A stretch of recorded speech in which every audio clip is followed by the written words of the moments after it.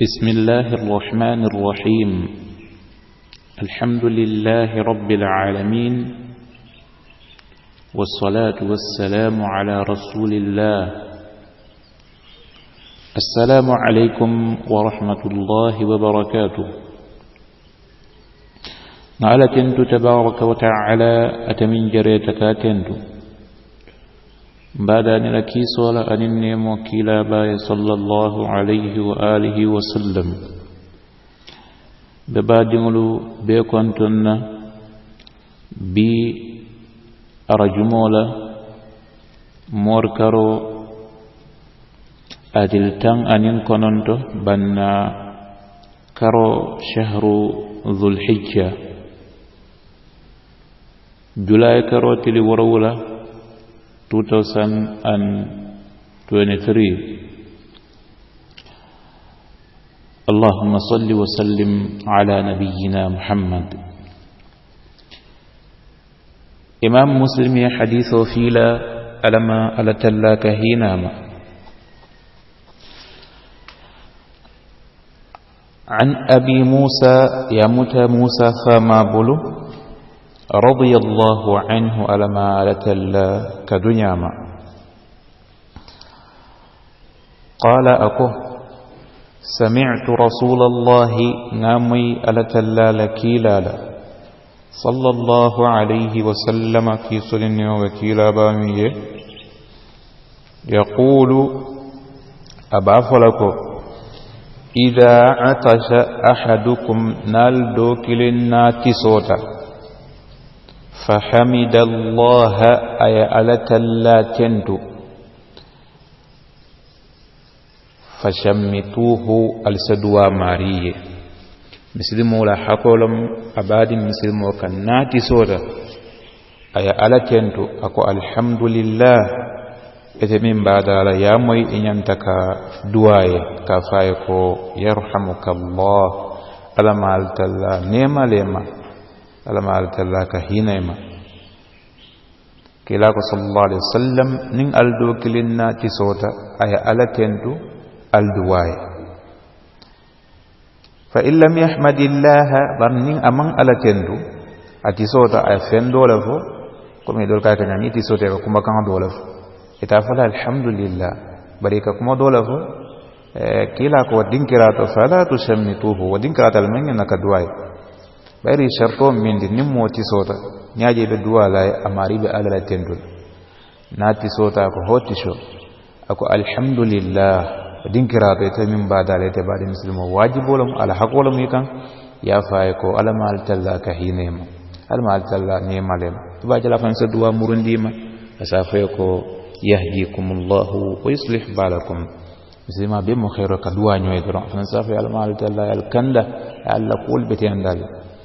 وتكان يفهم فندين دوالا يتيسو يتا كما كم ماني دوفو يولي توكتن دولفو ميدي علنكو والتينا فالا فن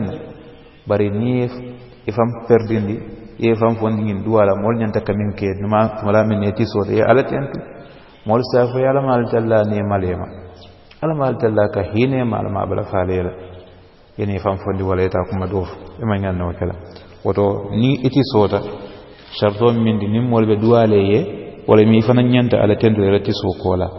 yanta ka ala talla tentu tabaraka wa taala ni oke ibadamulu amu fanal kan hakolo yela hakolo mi kan ye duwaye ka fa alama altalla ye hine ma alama ne malema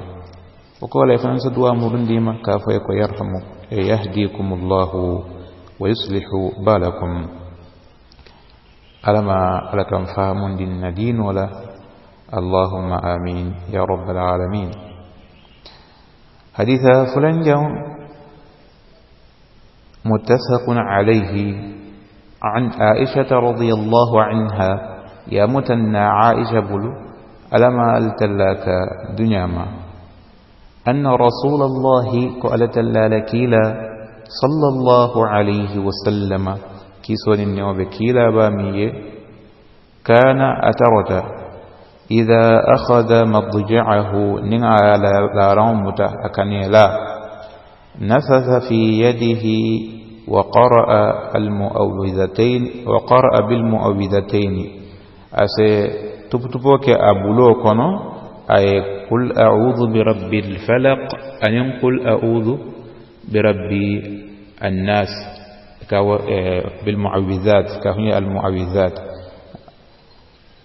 كمي قل أعوذ برب الفلق قل أعوذ برب الناس أسني الكرم أن قل هو كول الكرم ومسح بهما جسده أيا بلو موسوى كمي نيكا نيلا قل هو كرم قل أعوذ برب الفلق قل أعوذ برب الناس كي كرم يا تبتبي بلو كني بلو موسى لا دينكرا موسى بلو يا موسى أكو كلا صلى الله عليه وسلم نين أكانيلا أكانينكل أكا تبتبو كابلو كنو قل أعوذ برب الفلق قل أعوذ برب الناس أحن رواية دولو قل هو فن الناس كاين سورة سبولتا كي كرم ناكانيلا كاموسي أبارول أسكي تنكر لونج alama alaka samanta wala kambe mumla ben sawabu fi allahumma amin ya rabbal alamin bimo arjumolti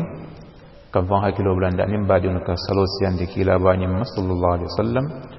tumala minna ala tallako inna allaha wa malaikatahu yusalluna ala an-nabiy يا أيها الذين آمنوا صلوا عليه وسلموا تسليما العلامة الإمام ابن الجوزي رحمه الله أين ينفو أقاد المسلمون ألا لفنتنك نين كبو ينكن كتو لمن مدنبالا ينكن كتو جهنم دنبالا ينكن كتو ألا لفنتنك نولا أنين فنان الفياندروك الكوكن نين اللجن بول نين كسالوس يندكي لا بام صلى الله عليه وسلم كسالوس يندكي لا صلى الله عليه وسلم أكمو تنك جهنم دنبال ينكن كتول ندم فنان أكا أتنا مولا جنبولو على كي كفريه أكا أتنا إلى جنبولو على كي كفريه تو في سمنتي يا بالبيك سلي كلا با محمد ما صلى الله عليه وسلم كما هناك حديث نعم صحيح الترمذي كلا يا فموي أكايكو نيوكي كما يسألوا سيانا كلا ما كلا كايكو تكفي همك على سي وسيلة حمود ويغفر لك ذنبك على سي لجنبه فنن كفري اللهم صل على محمد وعلى آل محمد كما صليت على إبراهيم وعلى آل إبراهيم إنك حميد مجيد اللهم بارك على محمد وعلى آل محمد كما باركت على إبراهيم وعلى آل إبراهيم إنك حميد مجيد والسلام عليكم ورحمة الله وبركاته.